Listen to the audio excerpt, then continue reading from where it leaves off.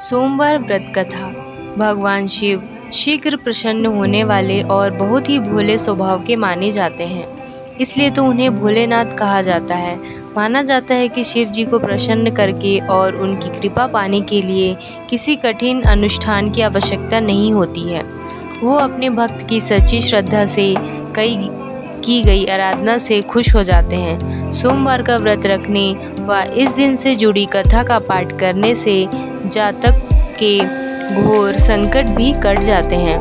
बहुत समय पहले की बात है, किसी नगर में एक साहूकार रहता था। उसका धन धान्य व सभी सुख सुविधाओं से भरा हुआ था, बस कमी थी तो एक संतान की। संतान पाने के लिए साहूकार हर सोमवार को उपवास रखता था और शिव मंदिर जाकर पूरी आस्था से शिव पार्वती की पूजा अर्चना करता था। उसकी अटूट भक्ति से माँ पार्वती प्रसन्न हुई और भगवान शिव से निवेदन करने लगी कि हे स्वामी, आप तो अपने भक्त की पुकार शीघ्र सुन लेते हैं, कृपया साहूकार पर भी दया करें और उनकी मनोकामना पूर्ण करें। माता पार्वती की विनती सुनकर भगवान शिव कहने लगे, हे देवी, हर प्राणी को अपने अच्छे बुरे कर्मों का फल भोगना ही पड़ता है, यही संसार की रीत है। ये सुनकर पार्वती जी साहूकार की मनोकामना पूर्ण करने के लिए शिव जी के हट करने लगी। बहुत समझाने पर भी जब माता पार्वती ना मानी तो शंकर भगवान ने साहूकार को संतान प्राप्ति का वरदान दिया, किंतु उन्होंने कहा कि ये बालक अल्पायु होगा और मात्र 12 वर्ष तक ही जीवित रह सकेगा। उधर साहूकार भगवान शिव व माता पार्वती की बातें सुन चुका था, इसलिए उसे संतान प्राप्ति का वरदान पाने के बाद भी कोई प्रसन्नता न हुई, किंतु वो अब भी पहले की तरह ही पूरी श्रद्धा से भगवान भोले शंकर की आराधना करता रहा। वरदान पाने के कुछ ही समय बाद साहूकार की पत्नी गर्भवती हुई और 9 महीने बाद एक सुंदर बालक को जन्म दिया। जब बालक 11 वर्ष का हुआ तो साहूकार ने उसके मामा को बुलाकर कहा कि इसे काशी पढ़ने के लिए ले जाओ। तुम लोग रास्ते में यज्ञ व दान पुण्य करते हुए जाना। यह कहकर साहूकार ने उन्हें खूब धन देकर विदा किया। इधर काशी प्रस्थान के बाद मामा भांजे एक गांव से गुजर रहे थे। वहां एक राजकुमारी का विवाह हो रहा था, परंतु राजकुमार एक आंख से काना था। तभी वर के पिता ने साहूकार के बेटे को देखा और उसके मामा से कहा, तुम अपना भांजा कुछ समय के लिए हमें दे दो, विवाह संपन्न हो जाए उसके बाद ले जाना।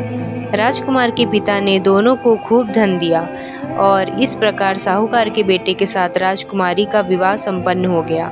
साहूकार का पुत्र बड़े ही ईमानदार स्वभाव का था, इसलिए उसे जैसे ही अवसर मिला उसने राजकुमारी की चुन्नी पर लिखा कि तुम्हारा विवाह तो मेरे साथ हुआ है, किंतु जिस राजकुमार के साथ तुम्हें भेजा जाएगा वो एक आंख से काना है। जब राजकुमारी ने साहूकार की लिखी पढ़ी तो बोली, स्वामी, मैंने अग्नि को साक्षी मानकर आपके साथ फेरे लिए हैं। अब मैं आपके अलावा किसी और को अपना पति स्वीकार नहीं करूंगी। पत्नी की बात सुनकर साहूकार के बेटे ने कहा, ऐसा मत कहो, मैं अल्पायु हूँ, कुछ ही दिन में 12 वर्ष की आयु होते ही मेरी मृत्यु निश्चित है। लेकिन पत्नी ने कहा, जो भी मेरे भाग्य में लिखा होगा वो मुझे स्वीकार है। राजकुमारी ने ये बातें अपने माता पिता को बताई।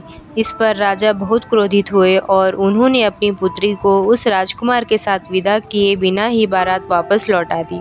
उधर साहूकार का बेटा व उसके मामा काशी पहुँचे।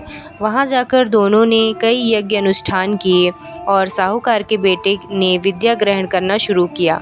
जिस दिन बालक 12 वर्ष का हुआ उस दिन भी मामा भांजे दोनों यज्ञ करने जा रहे थे, किंतु अचानक साहूकार के बेटे की तबीयत बिगड़ने लगी। उसने अपने मामा से कहा, मामा, मेरी तबीयत कुछ ठीक नहीं लग रही है। यह सुनकर मामा ने उसे अंदर जाकर आराम करने को कहा। बालक अंदर जाकर आराम करने लगा, किंतु आज ही के दिन उसकी मृत्यु निश्चित थी, अतः कुछ ही समय उसने प्राण निकल गए। भांजे की मृत्यु होने पर मामा विलाप करने लगे। संयोगवश उसी समय भोलेनाथ व पार्वती जी उसी रास्ते से जा रहे थे। माता पार्वती ने शिव जी से कहा, हे स्वामी, हे गरुड़ स्वर, किस ओर से आ रहा है? मुझसे यह सहन नहीं हो रहा है, कृपया आप इस व्यक्ति के कष्टों का निवारण करें। माता पार्वती की विनती सुनकर जब भगवान शिव मृत्यु बालक के पास पहुँचे तो देखा कि ये उसी साहूकार का पुत्र है जिसका जन्म मेरे वरदान स्वरूप हुआ था और अब इसका जीवन पूरा हो चुका है। माता पार्वती दुखी होकर कहने लगी कि हे प्रभु, इस बालक को मृत देखकर इसके माता पिता वियोग में अपने प्राण त्याग देंगे, इसलिए कृपया आप मेरी विनती सुने और इस बालक को जीवन दान दें। पार्वती जी के निवेदन पर भोलेनाथ ने उस बालक को जीवन दान का वरदान दिया। शंकर जी के आशीर्वाद स्वरूप बालक फिर से जीवित हो गया। उसने अपनी शिक्षा पूरी की और अपने मामा के साथ नगर लौट पड़ा। दोनों चलते चलते उस नगर में पहुंचे जहां राजकुमारी के साथ बालक का विवाह हुआ था। वहां पहुंचकर उन्होंने एक यज्ञ का आयोजन किया जिसमें उस नगर के राजा यानी राजकुमारी के पिता भी शामिल हुए। उन्होंने साहूकार के बेटे को देखते ही पहचान लिया और महल में ले जाकर उसका खूब आदर सत्कार किया। इसके बाद राजा ने अपनी पुत्री को बालक के साथ विदा कर दिया। इधर साहूकार पति पत्नी कई दिनों से भूखे प्यासे रहकर बेटे के वापस आने की राह देख रहे थे। उन्होंने निश्चय किया था कि यदि उसके बेटे की मृत्यु हो जाएगी तो वे भी प्राण त्याग देंगे।